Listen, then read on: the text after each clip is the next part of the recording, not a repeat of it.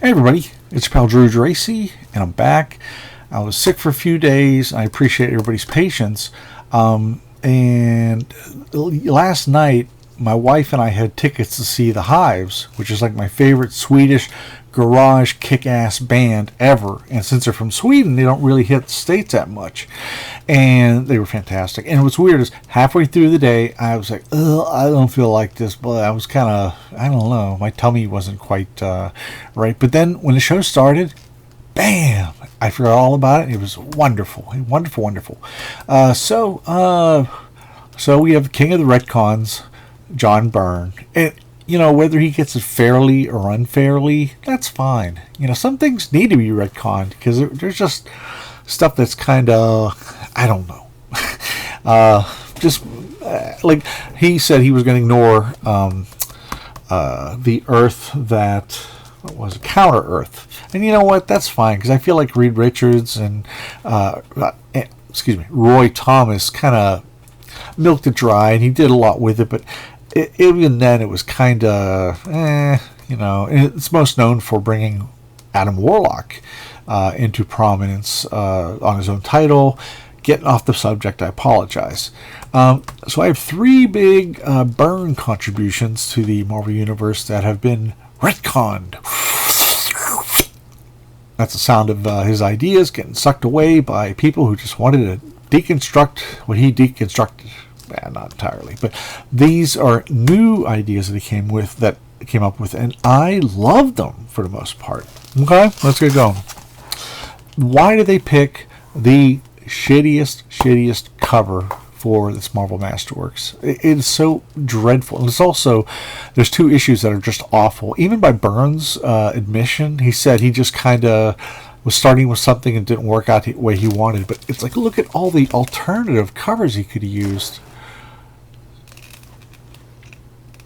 Like that, any of this stuff. I love that story. So, I'm going to get right down to it. Okay, we're going to start with Terminus. And he became, Byrne described him as, love that angle, he was basically like Galactus without a conscience. Where he would come to take all the minerals, but he would also enslave people to work for him, and he would destroy the. He basically would, rape the land and all that. And so, Johnny Storm. Here's one of the stories coming up on you. He's hanging out with Julie Power's girlfriend, who has the hots for him, but he's kind of like shallow. He's kind of shallow. He's like, she's all right. But then she sees Alicia. She was walking around. So he helps her, find her way around. Because she seems so vulnerable. I always thought of Alicia as being completely self-sufficient despite her blindness. But listen, I'm not doing anything this morning. How about letting me escort you? Thanks, Johnny. It's most kind. Catch you later. And this is Sue after her tragic miscarriage. And I love this because Byrne drew her in such a way that it looked like she aged 10 years. Because, it's just hard. But she bounces back eventually, but it's not an easy thing. So, anyway, there's this beam that's coming from outer space, and it's like scoring the Earth. And they get this message readout. It's translated. I claim this world. Terminus. And kind of fun. I love those limited color palettes. Never get tired of it. Never. So he... there we go. Going into Johnny's place. He finally got his own place outside of the Baxter building. And Alicia's just spending a lot of time with him, And they're just getting along pretty well. And I just love it because it's open. There's not a lot of stuff in there, He's got a... Give me a second to read. Before he tried to attack the Fantastic Four, the Puppet Master, her stepdad, and used me to gain access to your headquarters, it had been nearly 3 years since I'd ever been outside our apartment apartment. Then I met poor, sweet, tortured Ben, forever trapped in the body of the monster, the Thing. I was only 19 when I first met him, but I sensed something beyond the rough hide of gruffness. I sensed a tender soul. Now Ben's gone off to some strange alien planet, and we all got kidnapped away for the Secret Wars.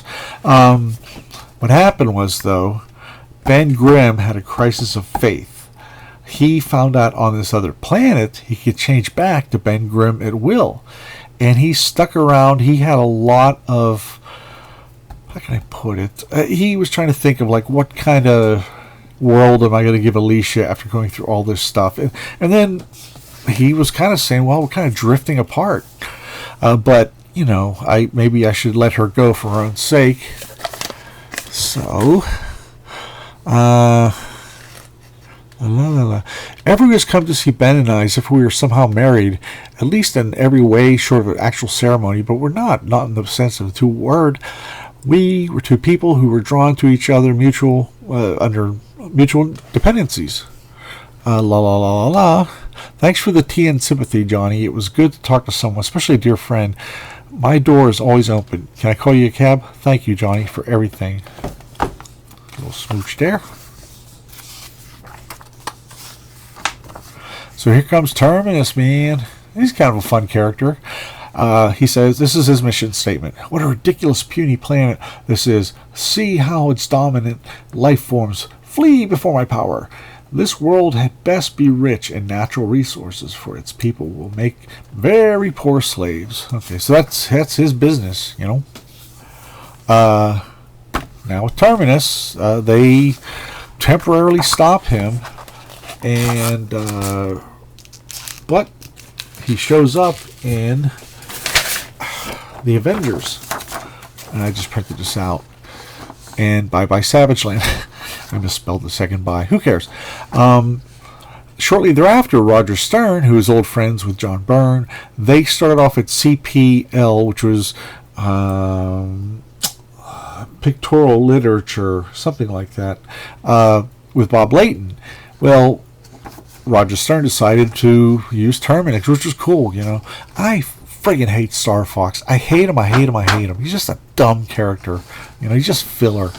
And also, this is when the Avengers got, like, real serious. It would have been nice to have, like, the Beast or anybody else, because it just became dead serious, and it became more plot-oriented. There wasn't a whole lot of personality stuff going on.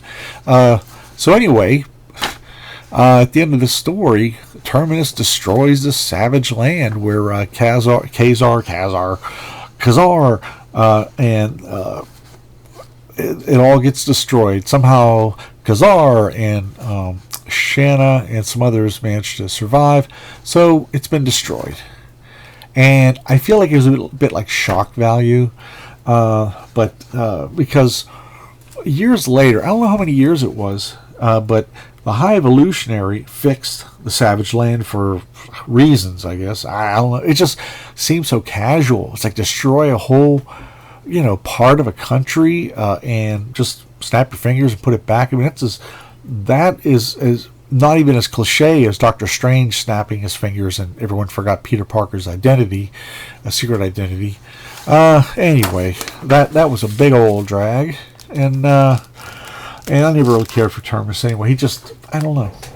He was just there, but he came back and, you know, raised a little hill. Let's see. So that was a retcon because Roger Stern had the Savage Land destroyed, you know, and both Byrne and Stern are sort of intertwined in some of this stuff, as you will find out. And here, I do recycle my post-it notes, just so you know. Let's get this out of here. Because, yeah, they're, let's see now. Okay, I was showing how Johnny and Alicia were hanging out a lot. Gotta get my post-it notes in order. Okay, well, you know, Johnny and her are still hanging out, you know, as pals. And because Ben's gone. But He goes, well, it's beginning rather than an ending. Maybe. Anyway, it's getting kind of late. Alicia and I did promise to escort. Alicia and I did promise to escort you to the lecture on modern kinetic sculpture. Well, yes. Good afternoon, Reed. Good day, Alicia, Johnny. I hope you enjoy the lecture. It sounds interesting. Would you like to come with us? No, thanks. I have too much work to do. Johnny and Alicia? Perhaps I'm reading more into this than, but it seems like there's something going on between them. Something more than a friendship. See? And get past this. And the next issue. And at Johnny's loft of Alicia comes down the steps, wearing his shirt and not much else. Now, this was a shock to me. You have to understand, this is like the mid-'80s, and the Comics Code, a lot of that stuff was really, really, really conservative. I mean, the big deal in 1983, I think, was when George Perez had Nightwing and Starfire, after there was like some explosion at Titan's Tower, he had them like scoot up, sit up from the same bed. And that was a big deal. It's so crazy, huh? That's like 40 years ago, but it was. And so Alicia's coming down, and there's no doubt what went on. Are you all right, Johnny? You sound, okay, I'm sorry about last night. And she goes, sorry, I don't understand. What is there to be sorry about? Unless you're sorry it happened. No, I don't mean that. Honest, I don't. You're, darn it, Alicia, I can't help thinking I'm taking advantage of our friendship. How can you think of such things? We're neither of us children, Johnny, and what happened was beautiful, and it was happened because we both wanted it to happen. No, don't spoil it with needless recriminations. How about that? How about that? That was a shocker. Also, she was property of the Thing for so long. It was kind of ridiculous. So we jump ahead. Half a story is, I love the Dire Wraiths. They were redesigned from Walt Simonson because when Sal Buscema designed the Dire Wraiths, they were like fluffy little cloud creatures. And then you got Mephisto. So, and this whole book, Byrne did so much experimentation on all his books, every book he touched. Now here's the thing. When he went to DC, I know he did great stuff, but I felt he used up all his cool tricks before he went over to DC, because I'd look and I'd see like, I talk like that too. So things back from staying on the planet for ages, and he comes back. I talk to Alicia, and he's like, no. And he opens the door at Alicia's place, and he sees Johnny. Boy, this better be real important at this hour of the... Uh-oh. He's back. I knew he'd be back sooner or later, but... Oh, brother, how do I tell him now? Oh, by the way, this is simultaneously happening. And it was really cool in the comics, but rereading it, it's a bit annoying, but that's okay. Well, Ben takes his as well as he could have. So, it's the old rock, paper, scissors, flame. And he's throwing Johnny around. Stop! Alicia, baby. Don't you Alicia, baby me, Ben Grimm. You. Oof!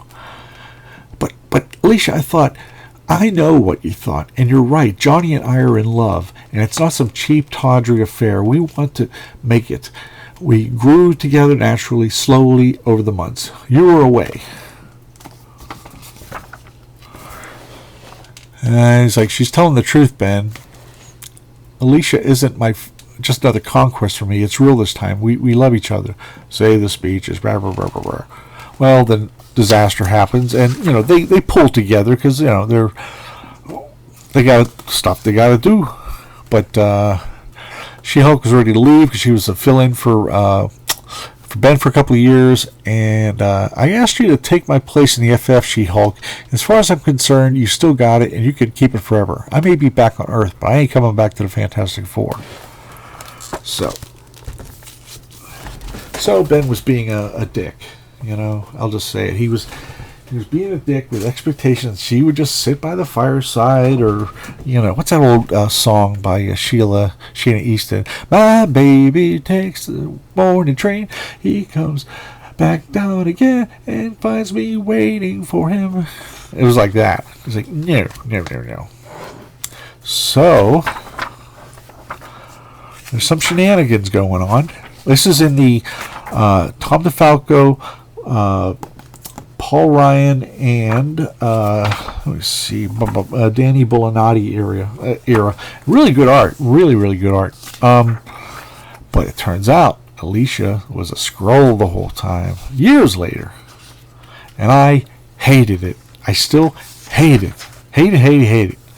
What happened to Alicia? And then they go into this real convoluted, blah, blah, blah, implanted here, but I hated it. And you know why? Here, I know you're waiting with bated breath. Every time I eat a worm, I wait with bated breath.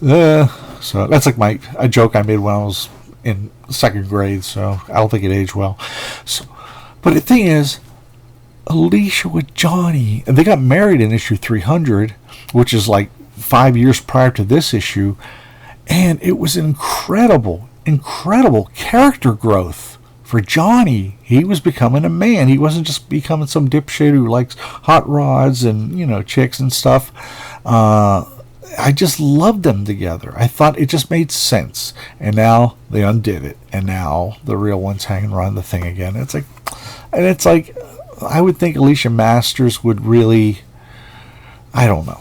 I don't think she'd be that. I know it was a Skrull he was with this whole time, but it's like, and it was years. In comic book time, but it's like, to duplicate every single nuance and memory, like, when you see your significant other, the way they move, the way they talk, the way they may scratch your leg or something, it's stuff that you remember, and it's all these nuances.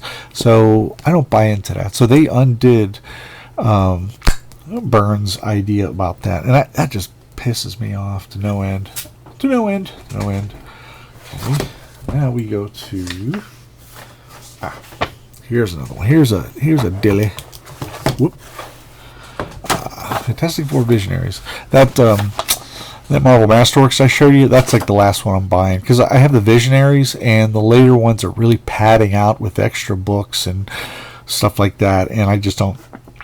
I used to duplicate stuff, but now I'm just, I'm like, this is great. I'll save it, Well, this really cool idea, Roger Stern in the Avengers and John Byrne in the Fantastic Four, they decided to cross over. They had decided to have the FF seeing the Avengers this way, the Avengers seeing the FF that way from the other angle.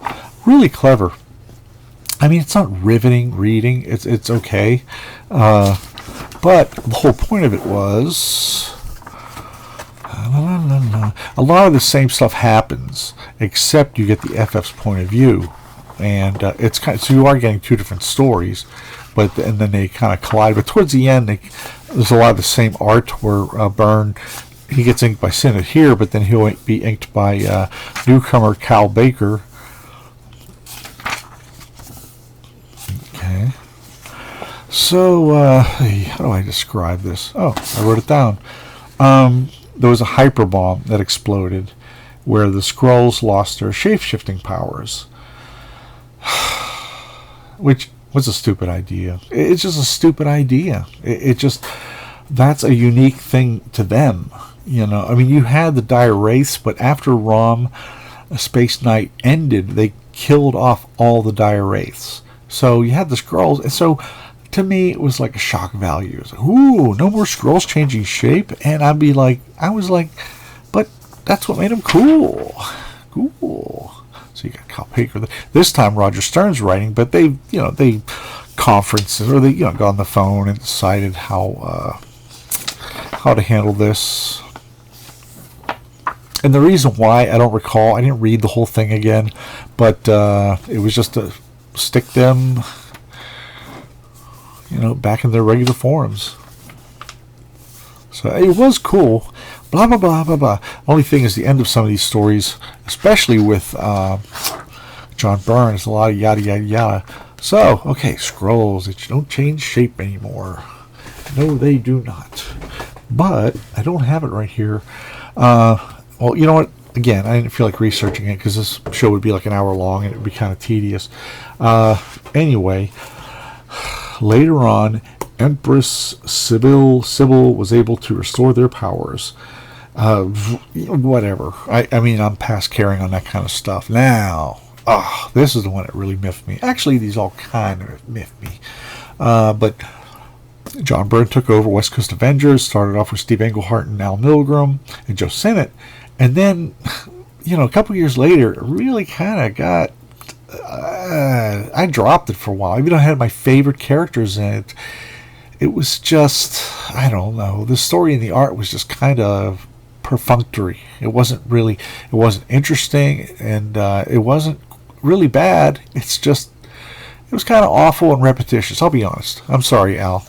I liked his 70s stuff a lot better. So Scarlet Witch turns evil and gets this fantastic costume. And there she is. And the reason she turns over is because, I don't have it right here. What happened was, there was an issue where, there's that stupid crossover there.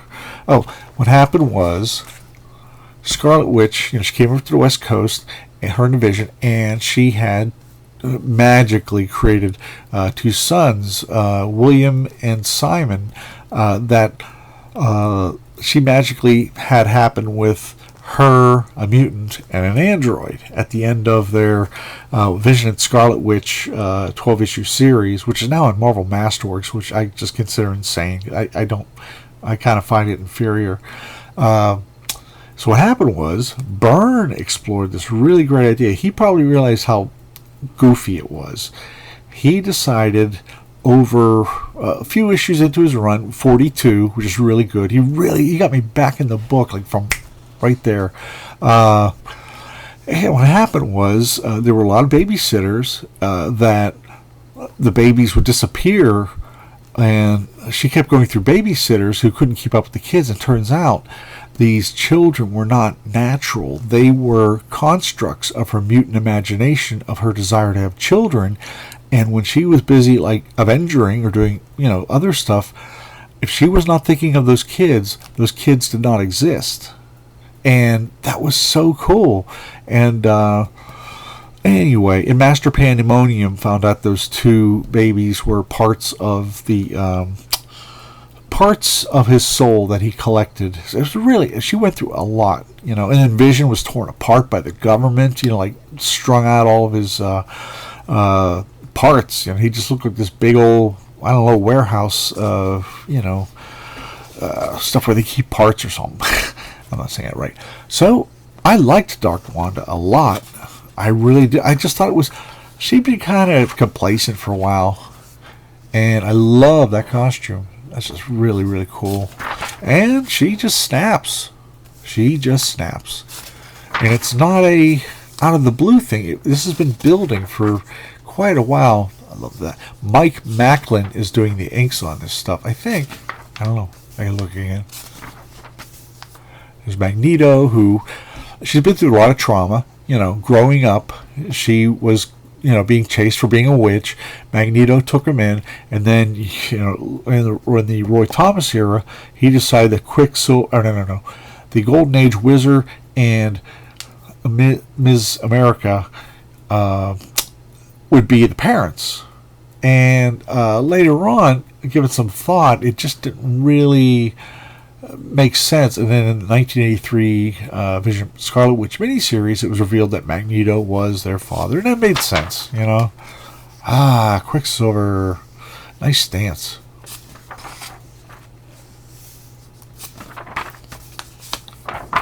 Oh, nothing can piss me off. Byrne brings back the Human Torch. I did this on another episode, but then he immediately, after his Avengers era, he depowers him.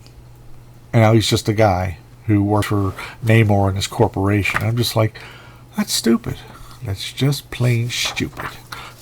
Fill an issue or two. So,